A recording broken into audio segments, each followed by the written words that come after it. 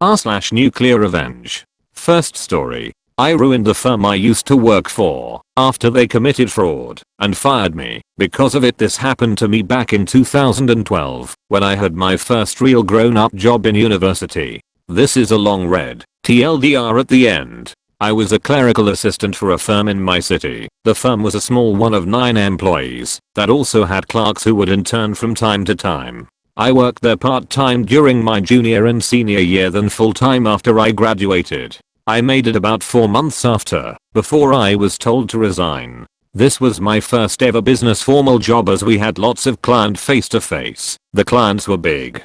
Fire department, police department, etc. I was brought on by work study from my uni and at first really enjoyed working for the firm. I had an amazing mentor that taught me all there is to know about this side of the business. He pretty much kept the firm running and put in so much effort that when he interviewed me, I thought he was the owner of the firm and not just the staff member above me. Anyways, as this was my first job, I wasn't keen on office politics or good at recognizing my surroundings with peers. After I started working full-time, I began to catch on and see what was going on behind the scenes. The partners of the firm were scumbags. They treated all of the staff like monkeys and showed no appreciation. They were both male and constantly harassed the female staff and interns. So often that the turnover rate was so high that there were new interns every few weeks. There were cliques inside of the firm. The attorneys banded together with the office manager and our manager. The interns stuck together, and I was with my mentor. For the most part, we were able to stick together and get our work done and turn out good work product. But it was hard to watch the harassment of the interns, the social gossip circles of the cliques, and blatant disregard for the staff. Soon after, an intern complained to ours that one of the partners slapped her ass and called her vulgar names.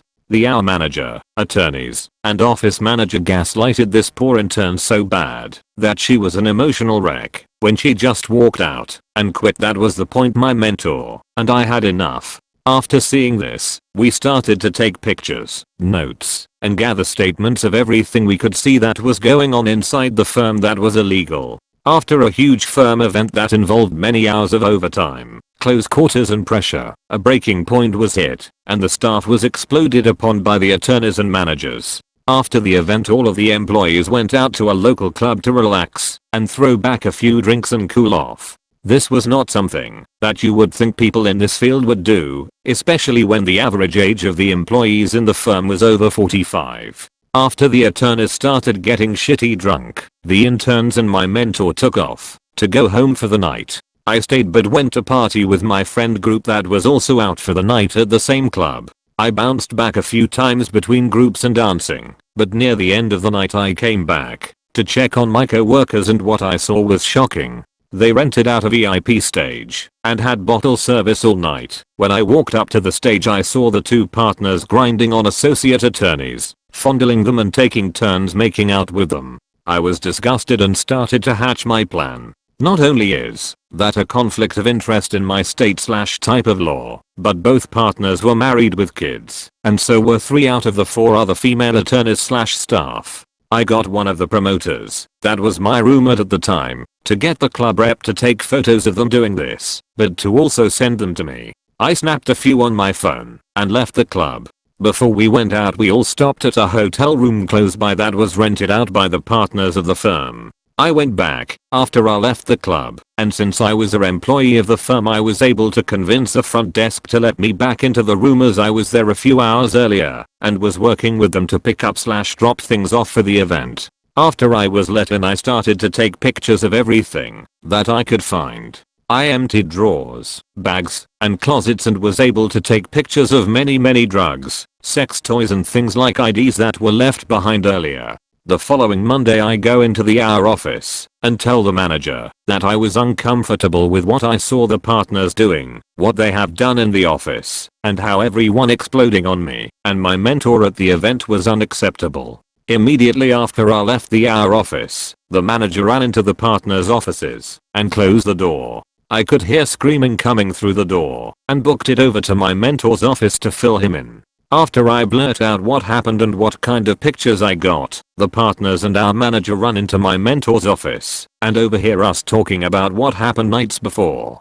They immediately tell us to resign and to pack our things as they were worried about our hostile work environment and what it's doing to the firm. I'm on the verge of tears and don't know what to do next. My mentor quietly asks for our termination letters, all of our pay stubs, all of our billable hour entries from when we started, and my university work-study paperwork. The hour manager was shocked by this, but legally had to produce all of these things for us upon request. After 2 hours of data compiling, my mentor and I walked out with all of our things. We ended up going to a bar with all of the paperwork we just got and started to plan our revenge. We compiled all of our timesheets, billed hours and all my work-study paperwork. Not only did I upload all the pictures to separate email accounts to send to the respective spouses of the attorneys, but we found out that the partners/managers muddled with our billable hours to change them to a higher rate to bill our clients more, even though a clerical assistant and paralegal were drafting and filing pleadings.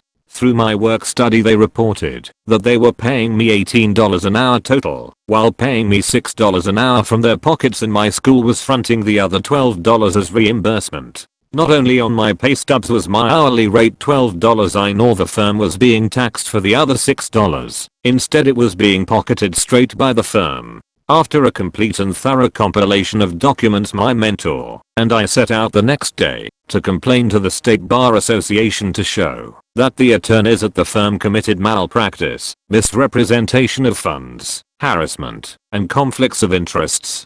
Their spouses were emailed all of the photos of the night out clubbing and what was found in the hotel rooms. My university was informed of the misuse of funds. I applied for unemployment based on their false misconduct firings. After 2 weeks of job searching, my mentor and I got picked up at another firm as a package deal. We became close after, and we constantly see each other every other week on a personal basis. Months into working the new job did we decide to snoop on the old firm that we set out to destroy. Not only did 4 of the attorneys lose their legal license, they were sued by the Bar Association and L&I for fraud. Their spouses were all involved with divorce proceedings, and the managers' reputations were ruined by what was brought to light and what they covered up.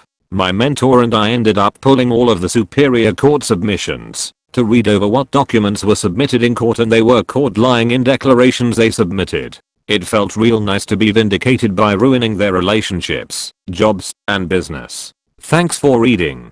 TL. Doctor, attorneys, and managers commit fraud, sexual harassment and infidelity on staff. After being fired, the staff take evidence of the fraud, harassment and infidelity to the authorities to take down the attorneys, managers, and business. Second story.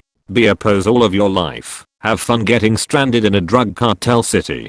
Before I start, I want to say that English is not my first language and that I might type some nonsense here. Feel free to leave suggestions in the comments about redacting posts. This revenge was performed by my mom and her epic mind. It all started when I was born. Life was happy, good and easy. My brother was a good and working person, college dropout, but always very smart, or that's what we thought. My brother went out every night with his friends. Nothing alarming but very weird.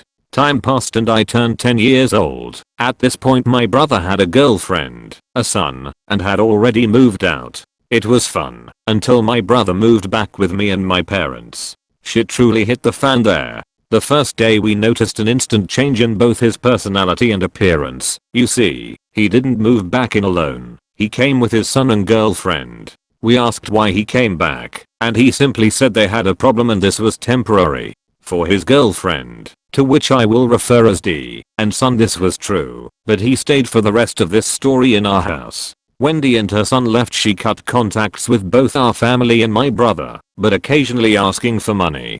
Don't tag her as bad just now, because she had a very good motive. My brother after this became a good for nothing piece of shit with everybody in the house. Turns out his friends actually were his dealers, ick now, for weed and that stuff. Later we asked why did they truly left the other house, and he just said I had a fight with her brother and dad. It was vague, but it was true. Sometime around 2018, when I turned 11, we occasionally went to visit Dee and her son. One of those times my mom asked why she cut contacts. The truth was that my brother was emotionally, physically, verbally, and sexually abusing her. She didn't press charges and still refuses to do so because of fear. My mom became enraged at him, but didn't do anything just yet. Years passed. My brother stayed in our house. Fights between my brother and everybody here became more and more common. My brother smoked pot 24/7 with 2 kids in the fucking house. I started showing signs of depression around those times. I was 11 years old. Imagine how shitty this was for me to consider suicide at that age. More time passed. It's now 2020 and his first fight with my dad, his stepdad, just happened. My mom was leaving to go to Culiacan and right after the fight my brother asked if he can go. My sister, which was not relevant to this story, offered to buy him a plane ticket. This is where the revenge starts. You see, my sister bought a ticket to go, but not to come back. Mom was the one to come up with this plan. My brother didn't know this at the time. Culiacan is a city known for being home to various drug cartels. Sinaloa, the state where Culiacan is pretty much horrible. More if you are like my brother. The day my mom returned is when I was notified about all of this. I was expecting my mom to come back with my brother, but she came home alone. My brother was left alone in a hotel with no money, no family, nothing. He tried calling us multiple times through public phones, but wasn't successful at all. Unless he gets a job and a house, he's either going to die of starvation or is going to get killed by a drug cartel. It's the first time in years I've truly felt happy. Thanks a lot for reading all of my nonsense. Edit. Holy crap, I went from 11 karma to 200 in 1 hour. Thanks a lot for the support, guys. Last edit. I don't want to add more unnecessary ones. I got 1k karma in just 6 hours. The post received overwhelming support. Thanks a lot.